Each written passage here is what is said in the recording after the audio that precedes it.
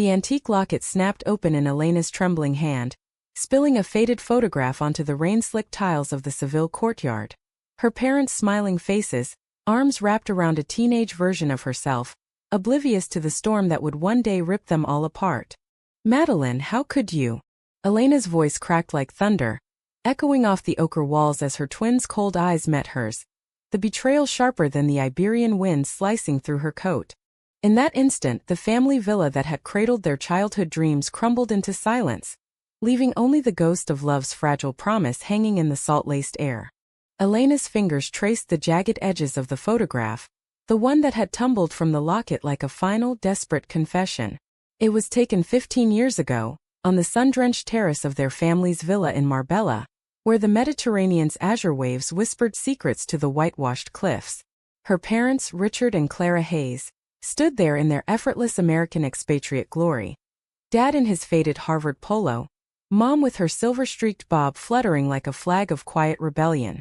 They flanked Elena, then 17, her awkward ponytail and braces no match for the grin that split her face wide.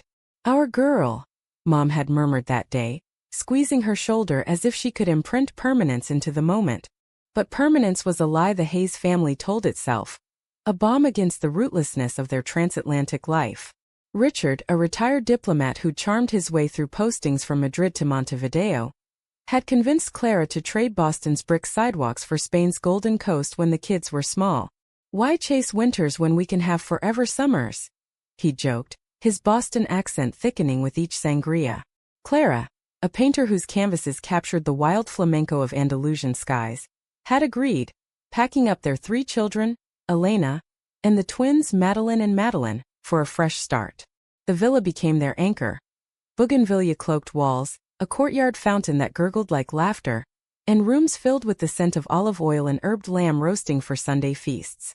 Those Sundays were sacred, a patchwork of American comfort food, Clara's mac and cheese clashing gloriously with paella, and stories swapped over bottles of Rioja.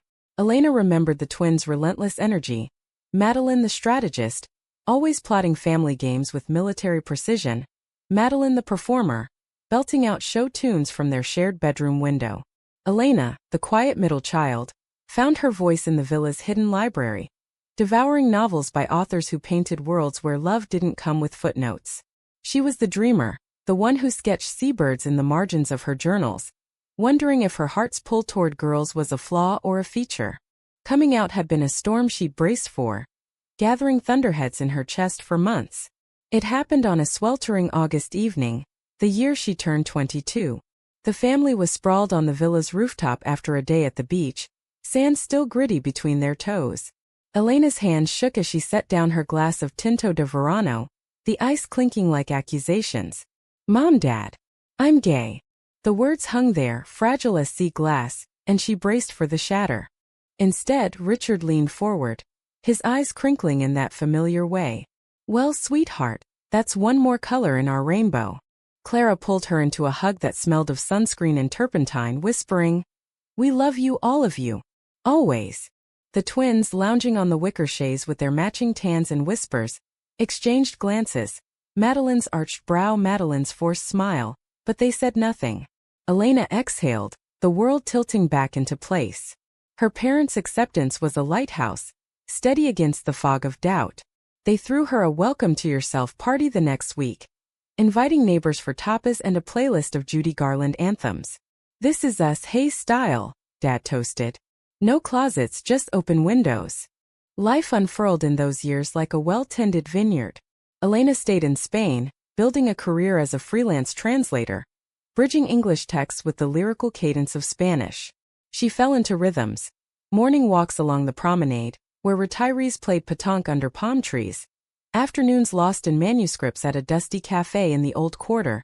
Evenings sketching the silhouette of La Concha Mountain against twilight. Romance came tentatively. A brief fling with a British artist in Granada. A summer spark with a local sommelier whose kisses tasted of figs. But nothing rooted deep, not until Sofia. Sofia appeared like a mirage one October afternoon, during the Feria del Mar in Marbella. Elena was volunteering at a booth for the local LGBTQ+ alliance, handing out rainbow flags amid the whirl of churros and casetas pulsing with flamenco guitars. Sophia, 34 then, with curls that cascaded like midnight waves and eyes that held the warmth of terracotta hearts, was there photographing the festival for a Madrid magazine. She was a photojournalist, born in Malaga, who'd chased stories from the refugee camps of Lesbos to the vineyards of Rioja. "Your flags fly higher than the church spires," she said, her camera clicking as Elena laughed, flustered by the compliment and the way Sophia's linen shirt clung to her shoulders in the heat. They talked for hours, Sophia's voice a melody of rolling R's and sharp insights, Elena matching her with tales of her parents' diplomatic faux pas, like the time Dad accidentally insulted a bullfighter's honor over gazpacho. By night's end, as fireworks bloomed over the harbor, Sophia slipped a card into Elena's palm. "Call me. Let's make our own story." Elena did, and what followed was a courtship as tender as it was inevitable. Picnics on hidden coves where they read poetry aloud, Federico Garcia Lorca's verses on forbidden love resonating like prophecy, drives along the Costa del Sol, windows down, arguing over the best route to Ronda's Puente Nuevo, quiet nights in Sophia's tiny flat in the city center, cooking tortilla española while Sophia edited photos, her laughter filling the spaces Elena hadn't known were empty. Sophia became the counterpoint to Elena's American wanderlust, grounding her in the earth's pulse. "You're like those expat birds," Sophia teased one evening, tracing Elena's collarbone as they lay on a blanket under the stars. "Always migrating, but you choose to nest here." Elena, heart full, whispered back, "With you it's home." They built a life in the villa's guest cottage, with her parents' blessing. Clara even painted their portrait, Sophia's fierce gaze softened by Elena's shy smile, hanging it proudly in the dining room. The twins visited sporadically from their lives back in the States. Madeline, the corporate climber in New York, her suits as starched as her sarcasm. Madeline, the socialite in LA, flitting from galas to gurus, her Instagram a shrine to perfection. They tolerated Sophia with polite nods, but Elena sensed the undercurrent, a tightness in Madeline's jaw, a flicker in Madeline's eyes when Sophia's hand brushed hers. "We'll bridge it someday," Elena told Sophia after one strained Christmas, where Madeline had jokingly suggested they tone it down for the neighbors. Sophia shrugged, her pragmatism a shield. "Family isn't blood, mi amor. It's who stays when the tide pulls out." Elena believed her, buoyed by her parents' unwavering light. Richard and Clara doted on Sophia like a fourth child, inviting her to their book club and teaching her Texas Hold'em with mock serious stakes of almonds. "Your family now," Clara said one spring, pressing a key to the villa into Sophia's palm. "This place holds us all." But tides turn without mercy. It was a crisp November morning 2 years later, the kind where mist clung to the olive groves like regret. Elena was in Seville, delivering a manuscript, when her phone buzzed with the call from the Marbella clinic. A car accident on the winding road to Ronda, Richard swerving to avoid a wild goat, the cliffside claiming them both in an instant. Elena drove back in a blur, the highway blurring into tears, Sophia's voice on speaker a lifeline. "I'm here. Drive safe, Corazon." By the time she arrived, the villa was a hive of officials and neighbors, the courtyard fountain stilled as if in mourning. The funeral was a tapestry of grief woven with the threads of their hybrid life. An American minister flown in from Gibraltar reciting psalms, a local flamenco guitarist strumming Lágrimas Negras, as the caskets lowered into the hillside cemetery overlooking the sea. Elena stood between Sophia and the twins, her arm linked through Sophia's for strength. Madeline and Madeline, flown in on red ice, were pillars of poise, Madeline in black crepe, directing the florists with clipped efficiency, Madeline in veiled hat dabbing tears that seemed performative. "They were the best," Madeline murmured, hugging Elena tightly, her perfume cloying. "We'll handle everything, sis. You rest." In the haze of those first weeks, Elena clung to routines like driftwood. Sophia cooked Elena's favorite, albondigas in saffron broth, whispering stories of her own losses. A brother to the sea, a mother to cancer. The twins stayed on, ostensibly to help with the estate, their presence a strange comfort laced with command. Madeline pored over legal documents in Dad's study, her laptop glowing late into the night. Madeline organized the wake, charming the mourners with anecdotes polished to a sheen. "We've got this," Madeline assured Elena one evening, pouring her a sherry. "Mom and Dad would want us united." United. The word echoed hollowly as the months blurred. Elena threw herself into work, translating a memoir on Spanish Civil War exiles, finding solace in voices that had endured erasure. Sofia anchored her, their love deepening in the quiet aftermath. Stolen weekends in Cordoba's patios, where jasmine bloomed defiant, or lazy afternoons reading in the villa's library, Sofia's head in her lap. "We're the survivors," Sofia said, kissing Elena's temple. "And that's our victory." But cracks spiderweb through the facade. It started with small erasures. A family photo album Madeline reorganized. Elena's coming out Polaroid mysteriously absent. "Must have fallen out," Madeline said airily when questioned. Then came the will reading, in the notary's office in downtown Marbella, the air thick with the scent of polished wood and unspoken accusations. Señor Vargas, the family lawyer since Elena's birth, cleared his throat behind his spectacles. Señor Hayes and Señora Hayes left the villa and assets equally to their 3 children. Elena, Madeline, and Madeline. The twins exchanged a glance sharp as switchblades. Elena's relief was short-lived. "However," Vargas continued, "there is a codicil regarding the family trust." He slid a folder across the desk, his face neutral. Elena opened it, her breath catching. The trust, meant for education for futures, had been amended months before the accident, redirecting Elena's share to charitable causes in the family's name. No explanation, just her parents' signatures, dated to a trip to Gibraltar. Betrayal landed like a rogue wave, cold and disorienting. Elena stared at the document, the ink blurring under her gaze. "This can't be right," she whispered, her voice a thread in the notary's hushed chamber. Vargas adjusted his glasses, sympathy etching lines around his mouth. "It's legitimate, Señora Hayes.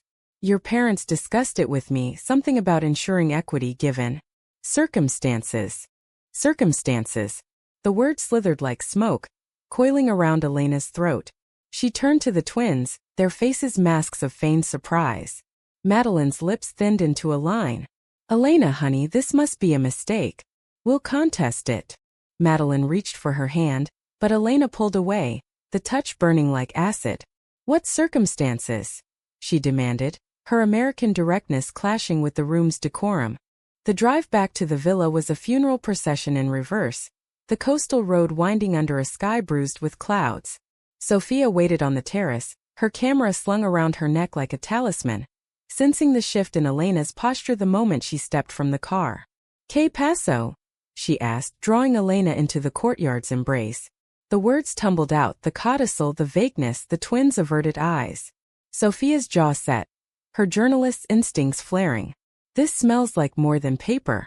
Let me dig." That night, as rain lashed the villa's tiled roof, Elena confronted the ghosts in her parents' bedroom. The space still held their essence. Dad's pipe on the nightstand, Mom's half-finished canvas propped against the wall. A stormy seascape, waves clawing at a lone lighthouse. Elena rifled through the desk drawers, fingers sifting letters and ledgers, until she unearthed a sealed envelope addressed to her alone. Her name in Mom's looping script. "For Elena when the time comes." She slid it open, heart hammering. Inside, a letter dated 6 months prior, alongside a notary-stamped revocation form for the trust amendment. "Dearest Elena," it began, "if you're reading this, we've gone ahead without goodbyes. Selfish of us, but life's riddles demand it. The codicil? Precaution. Your sisters. They've been pulling strings, whispering doubts about your lifestyle, influencing the family legacy. We changed nothing. This revokes it all. The villa, the trust, yours equally always. Love isn't divided, it's multiplied. Forgive us for the secrets. Build boldly. Mom and Dad." Tears soaked the page, a sob escaping Elena's lips. Proof. Her parents hadn't betrayed her. They'd armored her against the wolves at the door. But as she clutched the letter, footsteps echoed from the hall, Madeline, silhouette sharp in the doorway. "Snooping, Elena? Classy." The accusation ignited the powder keg. Elena thrust the letter forward, voice steady despite the quake in her chest. "This says everything. The codicil was fake. A setup. You knew, didn't you? All those late nights with Vargas." Madeline's composure cracked, her eyes flashing. "It was for the best. Mom and Dad were delusional, parading you and that woman around like it was normal. The family name, Elena, the Hayes legacy, isn't a sideshow for your parade." The word parade sliced deep, evoking the pride marches Elena had marched in with Sofia. Rainbows aloft under Madrid's relentless sun. Legacy. Elena echoed, rising. You mean your version, white picket fences and boardroom conquests. Mom and Dad loved me as I am. You? You're erasing them to erase me. Madeline laughed, a brittle sound. Erasing? We're preserving. Madeline and I talked to the lawyers after. After they started slipping, forgetting things. Dementia whispers, Elena. They signed what we suggested, thinking it protected the villa from scandals. She air-quoted the word, venom dripping. We just finalized it. The room spun. Elena's mind reeled to the months before the accident. Her parents' occasional lapses, a forgotten anniversary, Dad repeating stories. Had grief blinded her to the decline? Or was this another layer of the twins' deceit? She stormed past Madeline, letter in fist, finding Sofia in the kitchen, brewing chamomile under the copper pots. We fight this, Sofia said, pulling her close, with truth as our blade. The battle lines drawn, the villa transformed from sanctuary to siege ground. Mornings dissolved into strategy sessions. Sofia, leveraging her press contacts, unearthed emails from the twins' inboxes, hacked legally through a mutual friend in digital forensics, revealing months of correspondence with Vargas. Ensure Elena's share is redirected. She's unstable, influence of her partner detrimental. Madeline's words, casual as ordering takeout.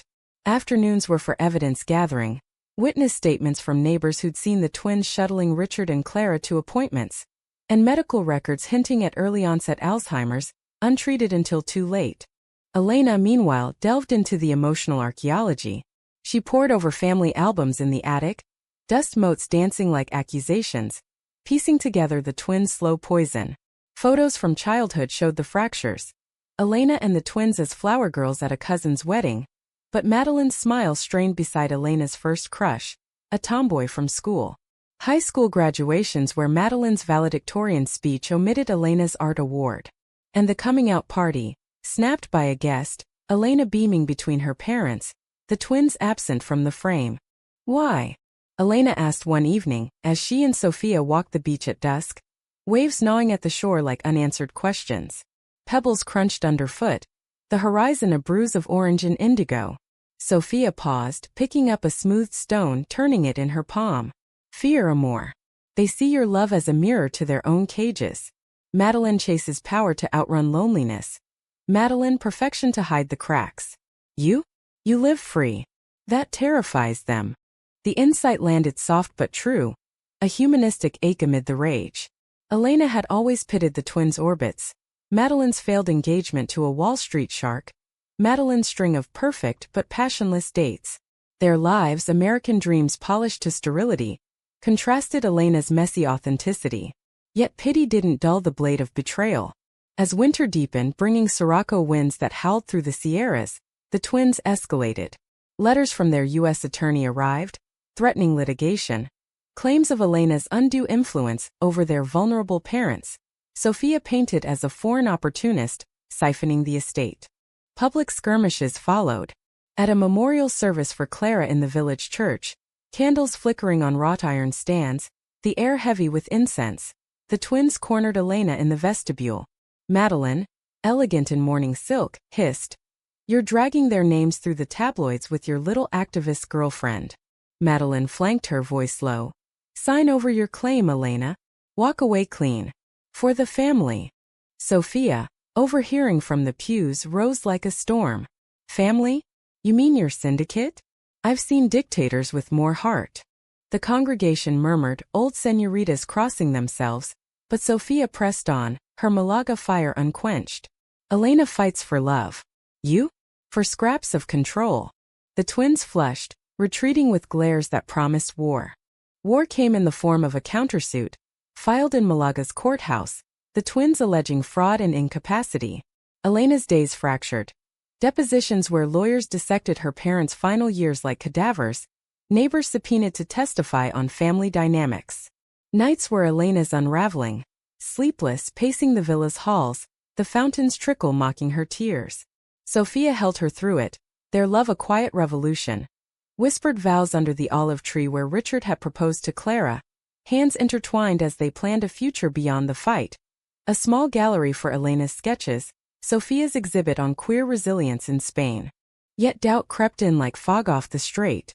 One stormy afternoon, alone in the library, Elena found a hidden journal in Mom's easel drawer. Entries from the last year, handwriting faltering.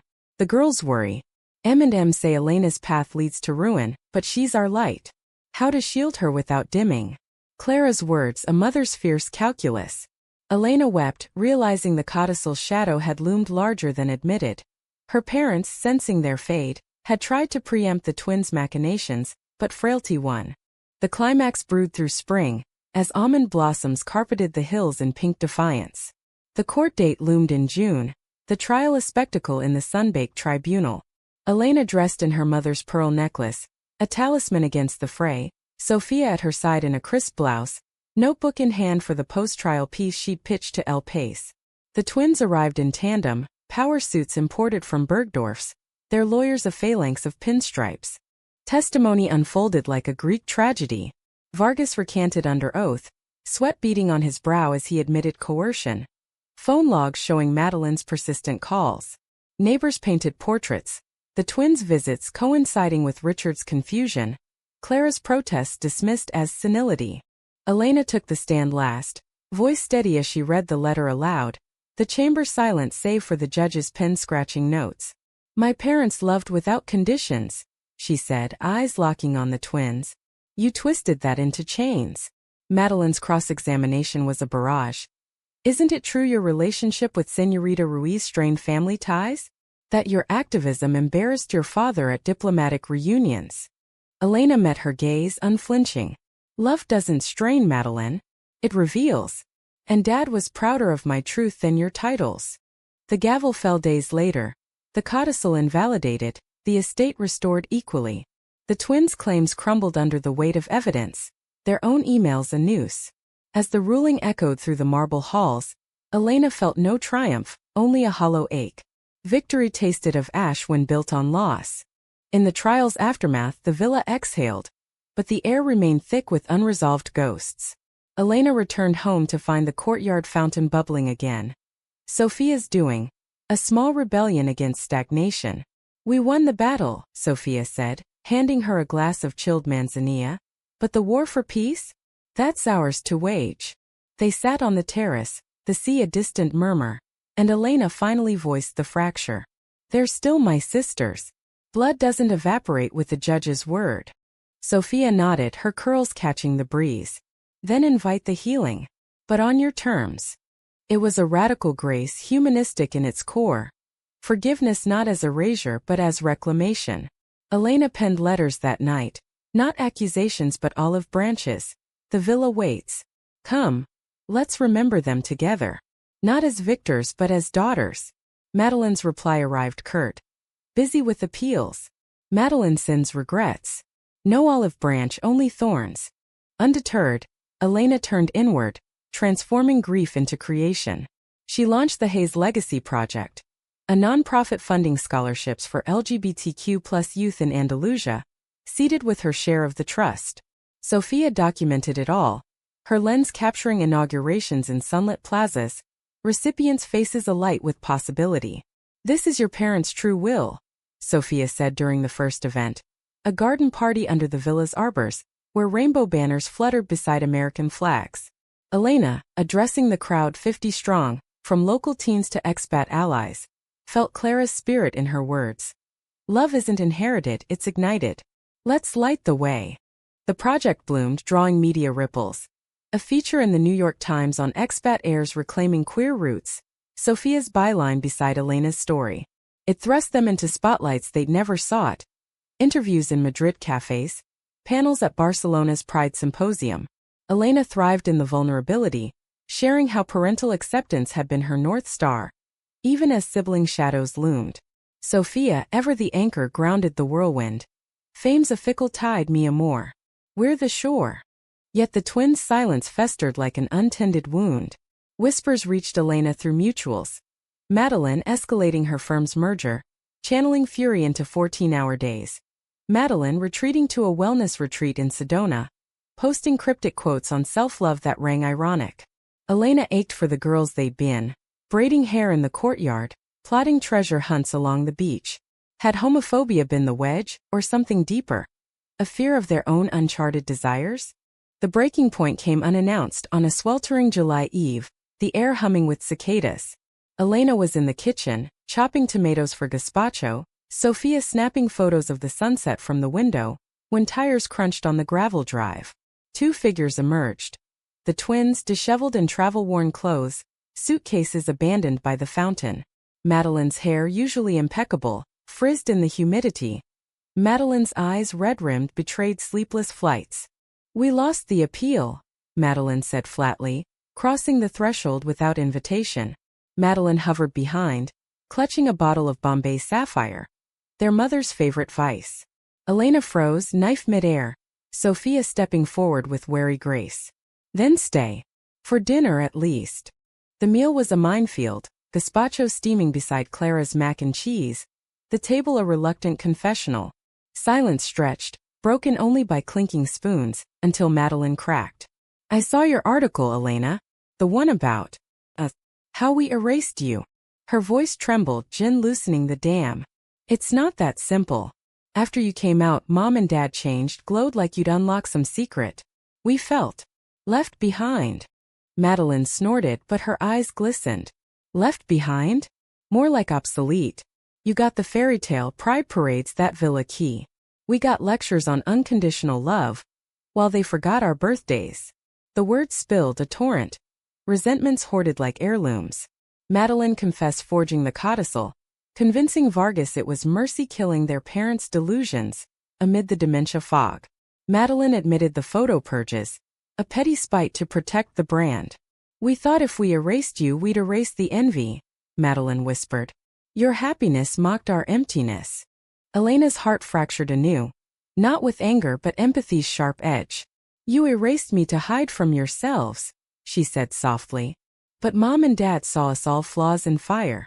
They loved you too. Enough to fight for unity." Sophia, silent sentinel, added, "Love isn't zero-sum. Elena's joy amplifies yours, if you let it." The night unraveled into raw reckonings. Under the stars, gin-fueled confessions flowed. Madeline's closet affairs with colleagues, buried under ambition. Madeline's therapy revelations of internalized shame, projecting onto Elena's openness. Dawn crept in, painting the courtyard gold, as tentative bridges formed. "I'm sorry," the twins chorused, voices small as children's. Elena, tears streaking her face, pulled them into an embrace, the first in years. "So am I. For the family we lost, and the one we can rebuild." But reconciliation is no fairy tale denouement. It's a daily tending. The twins stayed a week, awkward ghosts in the villa's halls. Madeline helping with project spreadsheets, her precision a gift. Madeline sketching logos, her flair blooming unchecked. Sophia observed with quiet wisdom, mediating flare-ups. A spat over inheritance details diffused with shared Paella and Lorca readings. Departures came bittersweet, promises exchanged over airport coffees. Monthly calls, joint visits to the parents' graves. Elena's world steadied, the project thriving. Scholarships awarded to a trans teen artist in Cadiz, a lesbian poet from Seville. She and Sophia deepened their vows, not in rings but rituals. A private ceremony on the beach at equinox, waves lapping their bare feet, exchanging sketched maps of their hearts. To horizons shared, Sophia toasted with cava, Elena's lips meeting hers in salt-kissed promise. Yet the humanistic core pulsed in the imperfections. A year on, Madeline visited alone, vulnerability cracking her armor. She'd come out to her firm, a quiet revolution inspired by Elena's grace. Madeline faltered, retreating into old patterns but sent care packages. Books on queer history, apologies scrawled in margins. Elena forgave in waves, understanding betrayal's roots in fear, love's power in persistence. One autumn afternoon, as leaves gilded the Sierras, Elena stood on the terrace, Sophia's arms around her waist. The villa hummed. Guests from the project milling in the courtyard, laughter mingling with the fountain's song. Below, the sea stretched endless, a mirror to the heart's vast capacity. "We didn't lose family," Elena murmured. "We remade it."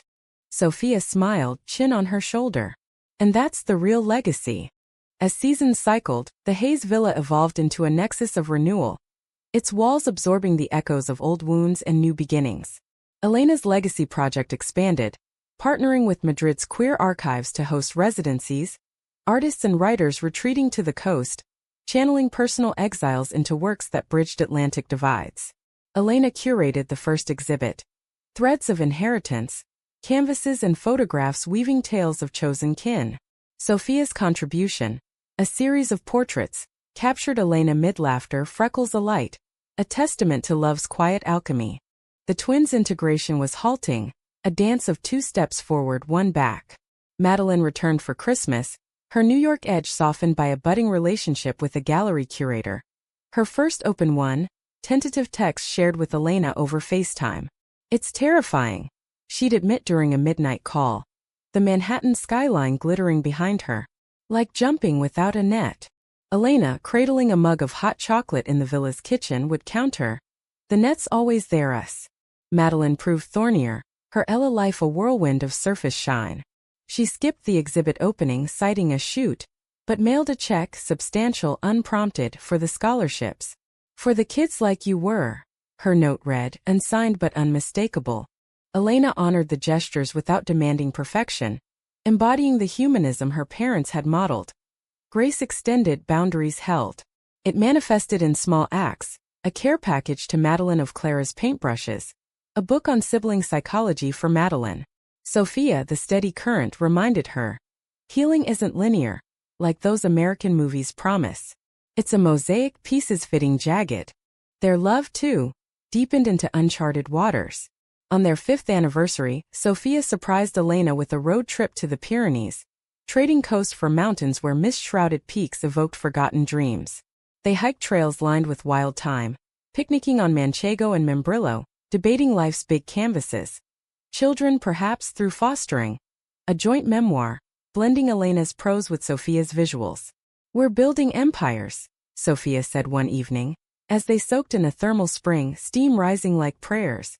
Elena, head on her shoulder, replied, "Not empires, sanctuaries." Back in Marbella, challenges arose, testing the sanctuary's walls.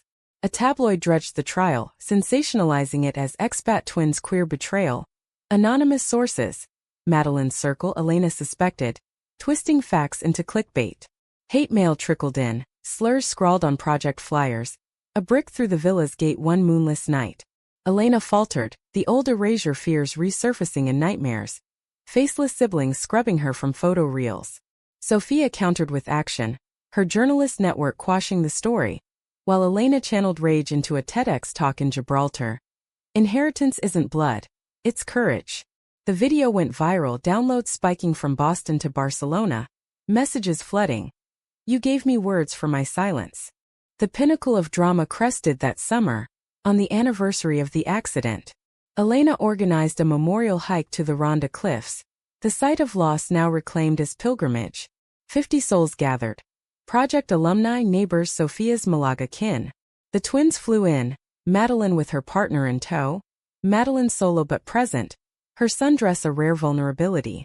The path wound treacherous, scrub oak clawing at ankles, the gorge below a chasm of vertigo. Midway, as thunder rumbled distant, Madeline stumbled. Literally ankle twisting on loose shale. Elena was there in an instant, steadying her, the moment suspending time. Sisters locked in support, wind whipping their hair into a shared halo. At the overlook where a roadside cross marked the curve, they scattered petals, roses from Clara's garden, forget-me-nots for Richard's whimsy.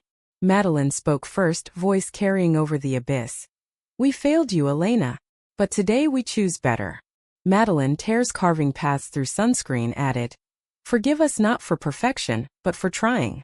Elena, throat tight, pulled them close, the group encircling in silent witness. Sophia's camera clicked once, capturing the raw tableau. 3 sisters silhouetted against the storm, arms entwined, the divide bridged by petals drifting into the void. No tidy bows followed, life's drama defies them. Madeline's relationship crumbled under corporate pressures, sending her to the villa for a reset, where Elena's sketches became her therapy. Madeline dipped into activism, volunteering at LA Pride, her social feed shifting from selfies to solidarity posts. Elena and Sophia navigated their own tempests. A miscarriage scare during early fostering talks, grief's shadow testing their resilience.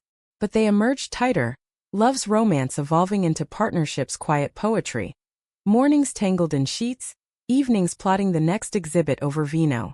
2 years post-climax, the villa hosted its first family reunion unbound by blood. Project scholars mingling with the twins' partners, laughter echoing where silence once reigned.